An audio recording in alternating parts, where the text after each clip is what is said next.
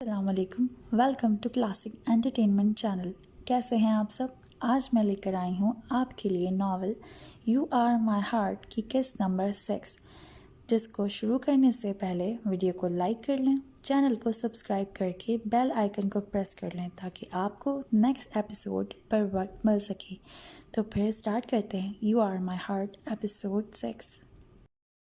वो इस वक्त स्टोर से निकलकर अपने घर की तरफ जा रहा था। वो शहर में किराए पर रह रहा था। घर काफ़ी खूबसूरत अंदाज में बना हुआ था। डबल स्टोरी थी, जहाँ नीचे वाले मकान में मालिक मकान और ऊपर वो खुद रहता था। मालिक मकान के 2 ही बच्चे थे जो अभी 10 और 12 साल के थे। बेटी कोई थी नहीं, तभी मालिक मकान को उसे रखने में कोई मसला नहीं था। गांव से आने का उसका अपना फ़ैसला था। जाने क्यों गांव में उसे अजीब सी घुटन होती थी और वहाँ वो रहना नहीं चाहता था। अभी वो घर के करीब ही पहुंचा था जब अचानक उसकी कमर पर गेंद आकर लगी। बिलबिलाकर वो कमर को सहलाता वापस मुड़ा तो सामने ही एक लड़की गुस्से से उसे घूर रही थी। सफ़ेद कैपरी पर पाजामे पर सुर्ख रंग की कमीज़ पहनी हुई थी। बालों को पोनीटेल में कैद किया गया था, जबकि दुपट्टा एक कंधे पर लटक रहा था, जिसे बख्तियार चख्तोई ने नागवारी से देखा था। तीखे नैनो नकूश और गोरी रंग की हामिल वो लड़की काफ़ी हसीन थी। गुस्से में घिरा वो उसकी तरफ बढ़ा। आपकी इस हरकत की वजह जान सकता हूँ मोहतरमा? उसने उससे चंद कदमों के फासले पर रुकते हुए तीखे अंदाज में पूछा। वजह तो तुम बताओगी अपनी हरकत की। जवाबन वो उसे सर से पैर तक घूरती गुस्से से बोली, जो ड्रेस पैंट शर्ट में मलबूस था। घनी बियर्ड, नफासत से सजे बाल, गंदुमी रंगत और दिलकश शख्सियत का मालिक वो शख्स काफ़ी हैंडसम था। अगर आपकी आंखें काम करती हैं तो आपने देखा होगा कि मैं सुकून से अपने घर जा रहा था। या आप ही थी जिन्होंने बचकाना हरकत करके मुझे तकलीफ़ दी।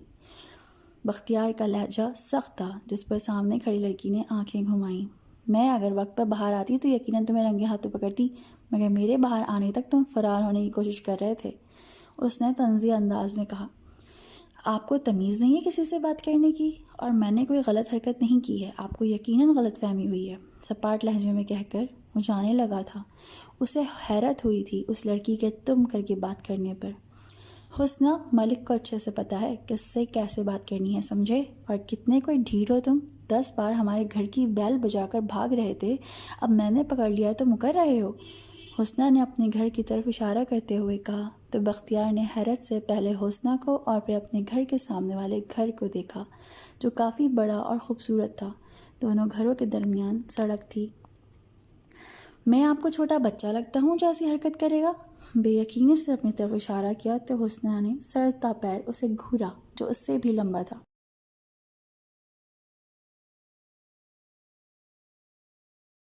ज़रूरी नहीं बच्चे ही ऐसी हरकत करें, हुस्ना ने बेनियाजी से कहा तो वो उसकी बेनियाजी पर सुलग कर रह गया।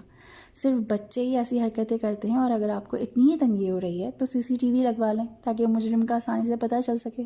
तंदही से कहकर वो एक घूरती नज़र इस पर डालकर घर का गेट पार कर गया, जबकि उसके अंदाज पर हुस्ना ने ज़मीन पर पैर पटका था। इससे पहले कि वह अपने घर जाती, उसकी निगाह एक घर की दीवार की आड़ में छुपे 2 बच्चों पर पड़ी, जो उसी को देखते हंस रहे थे। अभी उसने उनकी तरफ कदम बढ़ाए ही थे कि वो उसे अपनी तरफ आते देखकर भाग गए। हुस्ना को 1 मिनट लगा था समझने में कि ये उन बच्चों की हरकत थी। कुछ देर पहले बख्तियार से बढ़ता अपना रवैया याद आया तो दिल में शर्मिंदगी हुई, मगर फिर कंधे झुकाकर घर में दाखिल हो गई। हुस्ना ही क्या जो शर्मिंदगी को खुद पर हावी होने दे।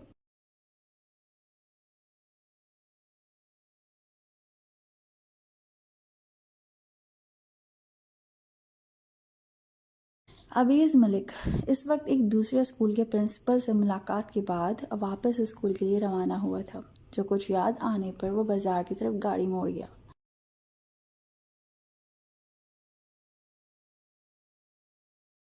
उसे अपने ऑफिस में रखने के लिए एक पेंटिंग चाहिए थी, जो वो काफ़ी अरसे से ख़रीदने का इरादा रखता था, मगर वक्त की कमी के बायस वो ख़रीद नहीं पाया था। अब अचानक ख़्याल आया था तो उसने मज़ीद देरी करना मुनासिब नहीं समझा था। गाड़ी एक तरफ पार्क करके वो एक तरफ बड़ी मार्केट में चला आया था, जहाँ ज़्यादातर शॉप्स पेंटिंग्स की ही थी। काफ़ी शॉप से होकर भी उसे कोई पेंटिंग पसंद नहीं आई थी। तभी वह दूसरी जानिब मौजूद मार्केट में आ गया था। जेबों में हाथ डाले वो टहलता हुआ आगे बढ़ रहा था जब अचानक अपने बिल्कुल पीछे ठा की ज़ोरदार आवाज़ सुनकर वह रुक कर पलटा था। उसके पीछे ही चंद कदमों के फासले पर एक दुकान के सामने एक लड़की खड़ी थी जिसने सादा सी शलवार कमीज़ पे बड़ी सी चादर ओढ़ रखी थी। उसका आधा चेहरा नुमाया था जबकि आधा चादर के अंदर छुपा हुआ था।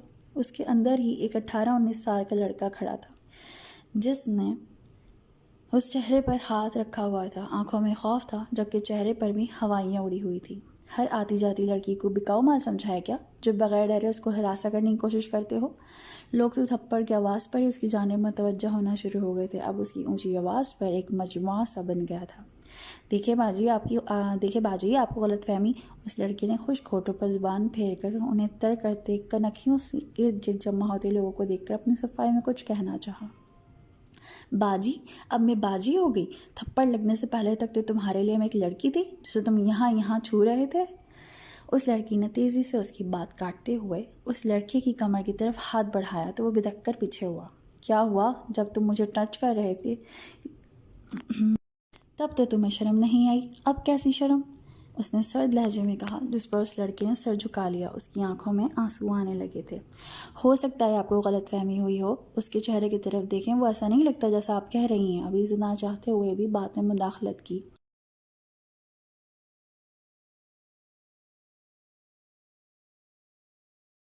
तो वो उस भारी आवाज़ के ताक़ब में उसकी तरफ पलटी। उसकी आंखें अब अबीस पर जमी थीं। उसके चेहरे के तासुरात वो देख नहीं पाया था, मगर फिर भी वो जानता था कि यकीनन उस लड़की को उसकी बात बुरी लगी होगी। हर मासूम और शरीफ नज़र आता चेहरा हकीकत में मासूम और शरीफ नहीं हुआ करता। अगर चेहरों से नीयत का पता चल जाता तो कोई फसाद कभी ना होता।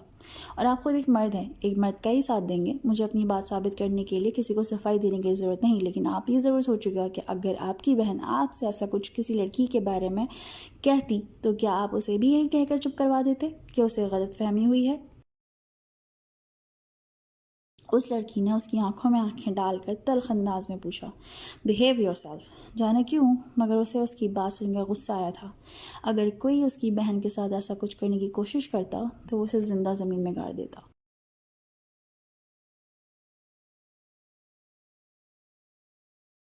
अपनी बहन के बारे में सुनकर यूं ही गुस्सा आता है, जबकि दूसरों की बहन बेटियों की इज्जत किसी के लिए कुछ मायने नहीं रखती। और तुम मुझसे बहुत छोटे हो तुम, इसलिए माफ़ कर रही हूँ। और हाँ, आइंदा किसी लड़की के साथ ऐसी हरकत करने से पहले ये ज़रूर सोच लेना कि अगर तुम्हारी बहन के साथ ऐसा होता तो तुम्हें कैसा लगता।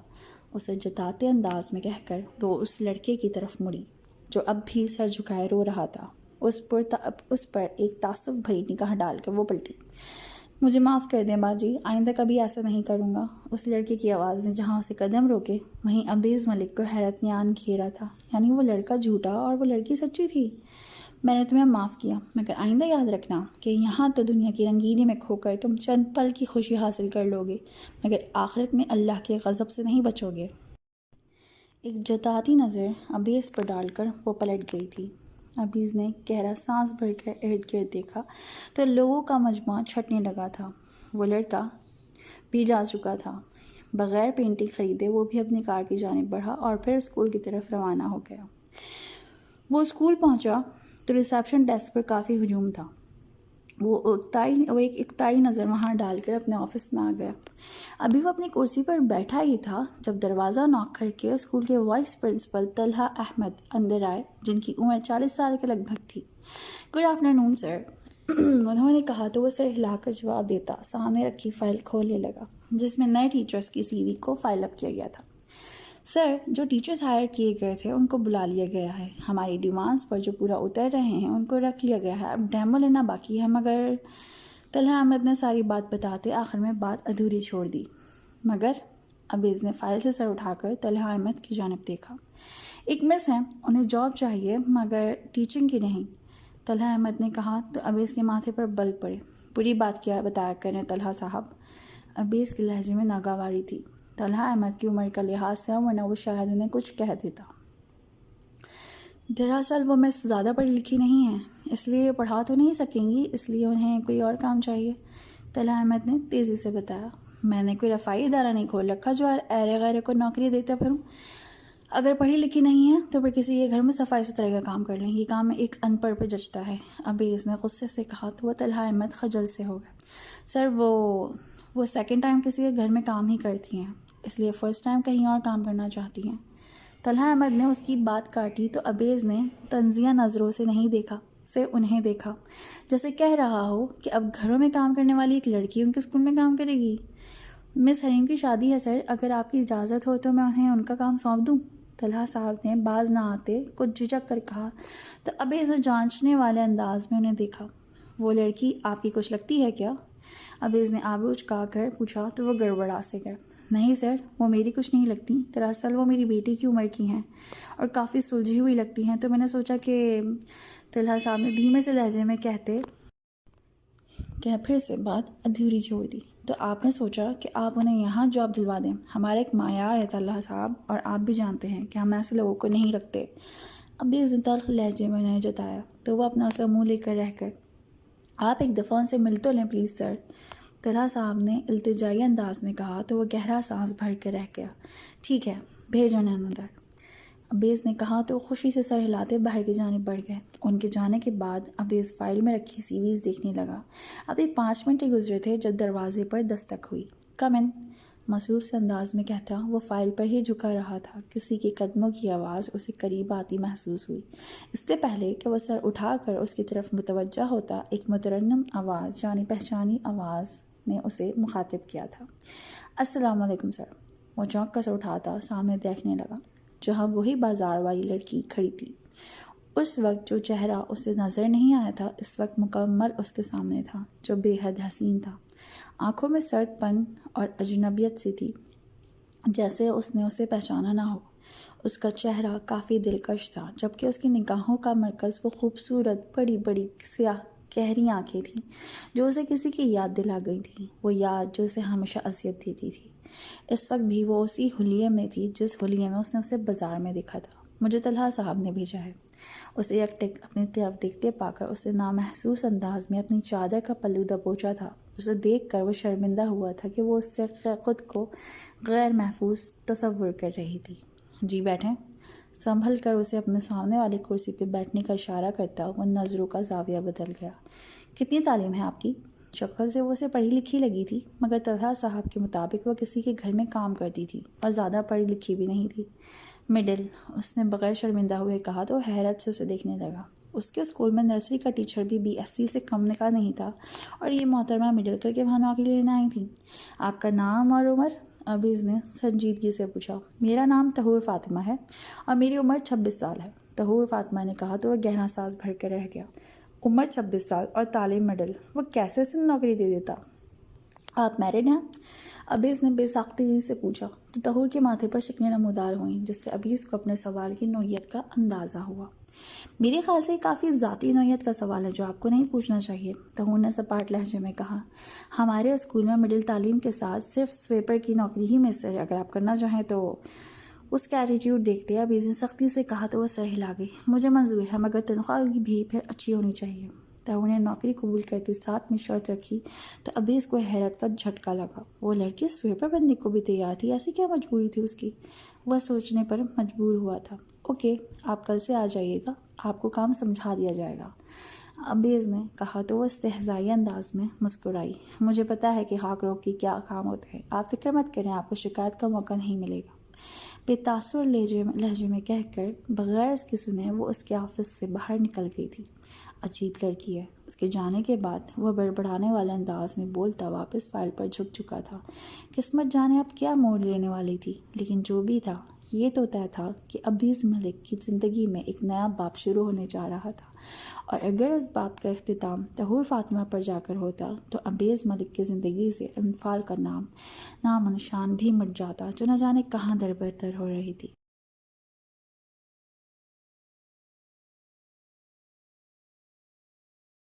वो सब लोग इस वक्त हवेली में मौजूद थे, जहाँ सब लोग मौजूद थे। सादिया और शहजाद मलिक अपनी दोनों बेटियों के साथ कल ही यहाँ पहुँचे थे। वीकेंड था तो बख्तियार भी घर आया हुआ था। सुबह के नाश्ते के बाद सब बड़े सरदार शराफत के कमरे में जमा हो गए थे, जबकि बख्तियार, रायमा और आयमा वसी और अरीज़ हॉल में बैठे हुए थे। आयमा नाखूनों पर नील पॉलिश लगा रही थी, जबकि बख्तियार आयमा से उसकी पढ़ाई के मुतालिक पूछ रहा था।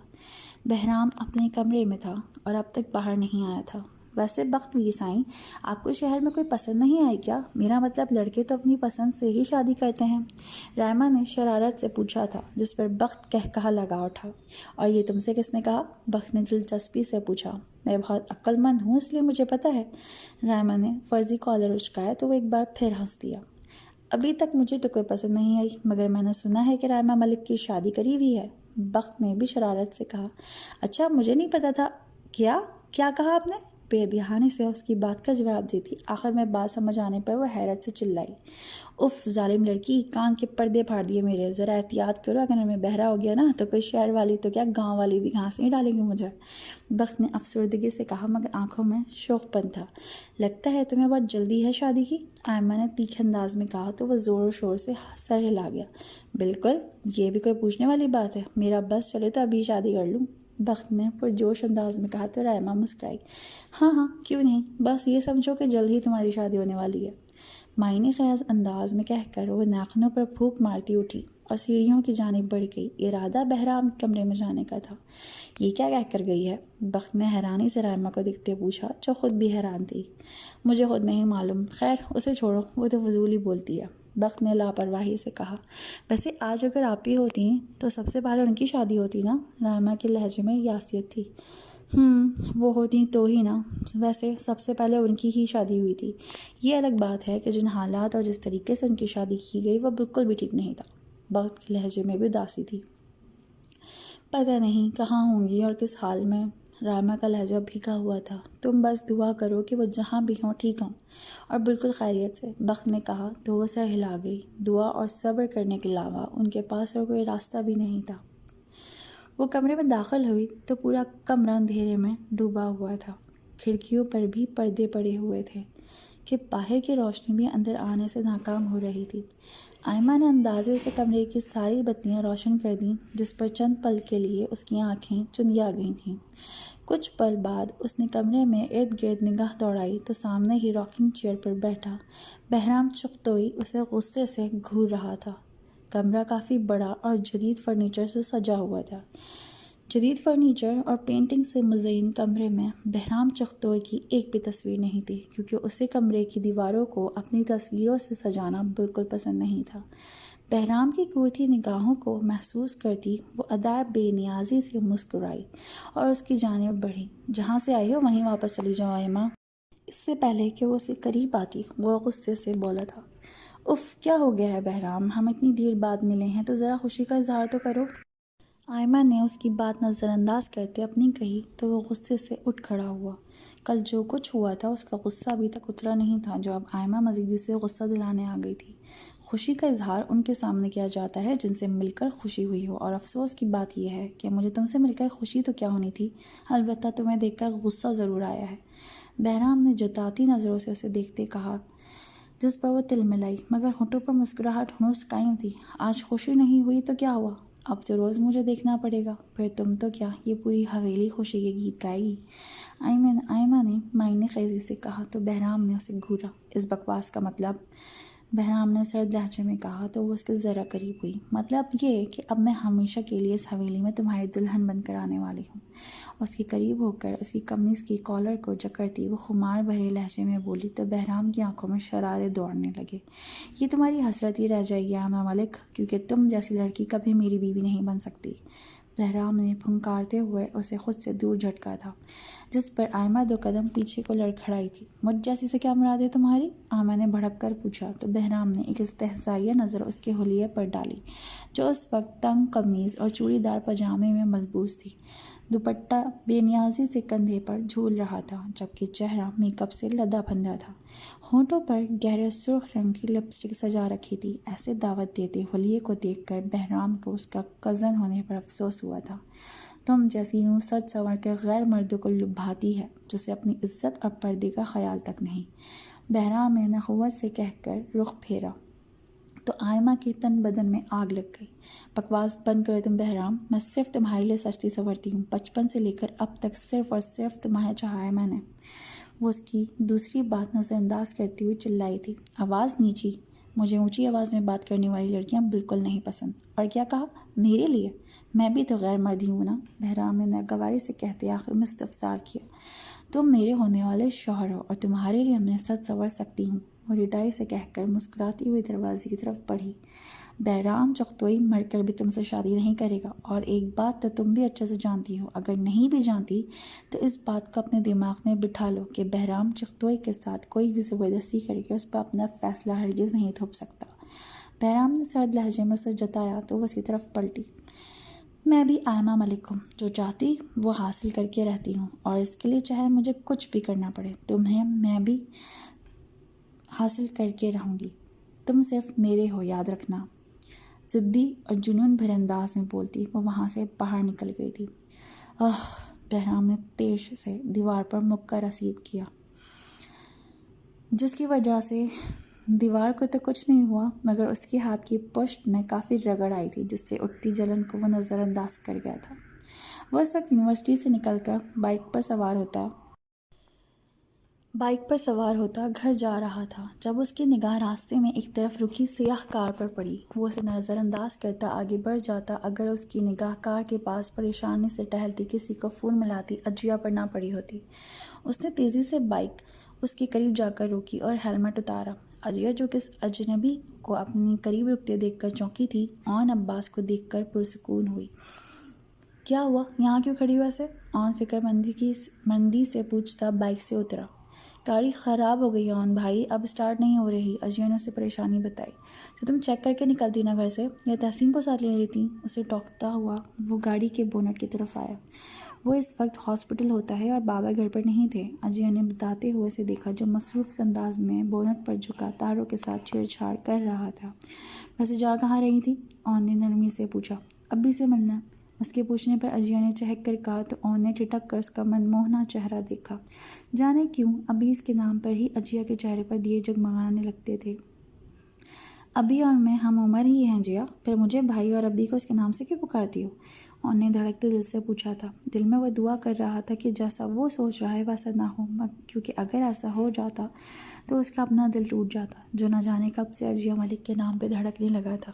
वो जानता था कि अजिया अब्बी से काफ़ी अटैच है। ये अलग बात थी कि अब्बेस ने कभी उसे अहमियत नहीं दी थी, क्योंकि मैं उन्हें पसंद करती हूँ, अजिया ने बेझिझक उसे बताया। तो ऑन ने हाथ में पकड़ी तार को मुट्ठी में भींचा। कभी कभी वो नहीं होता जो दिल चाहता है, बल्कि वो होता है जो किस्मत में लिखा हुआ होता है।